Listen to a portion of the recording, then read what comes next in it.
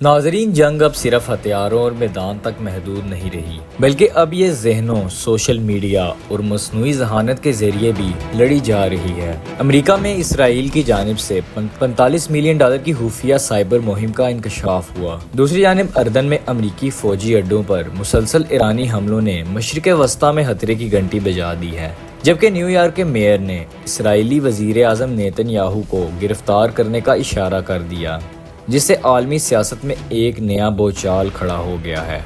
مکمل تفصیلات جانیے اس رپورٹ میں۔ امریکہ میں اسرائیل کے اثر و رسوخ کے حوالے سے ایک تہلکہ خیز رپورٹ نے کئی اہم سوال کھڑے کر دیے ہیں۔ رپورٹ کے مطابق گزشتہ ایک سال میں اسرائیل نے امریکی عوام کی رائے بدلنے اور فلسطین کی بڑھتی ہوئی حمایت کو روکنے کے لیے $45 ملین خرچ کیے۔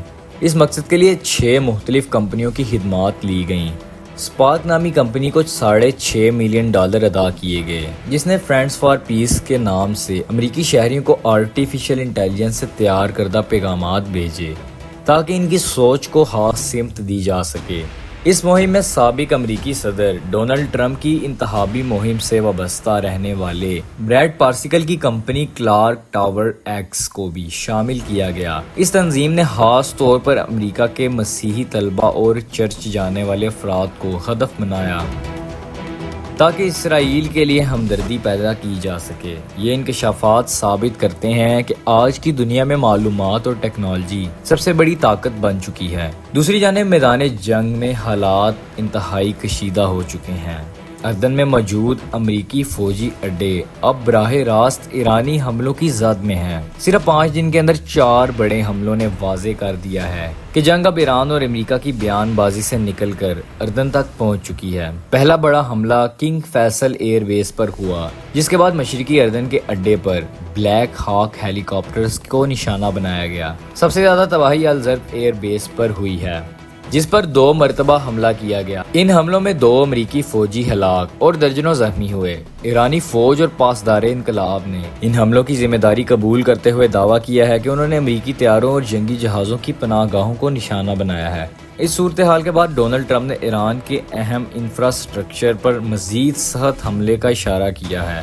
دوستو، ان تمام صورتحال کے دوران نیو یارک سٹی کے میئر زہران ممدانی کے ایک بیان نے عالمی سطح پر نئی بحث چھیڑ دی ہے۔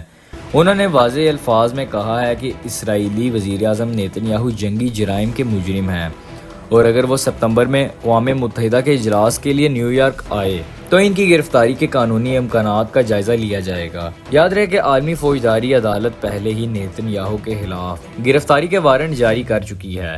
زہران ممدانی کا کہنا ہے کہ نیتن یاہو کی اصل جگہ عالمی عدالت ہے۔ ان کے اس بیان نے یہ سوال کھڑا کر دیا ہے کہ دنیا کے طاقتور رہنما بھی عام لوگوں کی طرح قانون کے سامنے جواب دہ ہو سکتے ہیں۔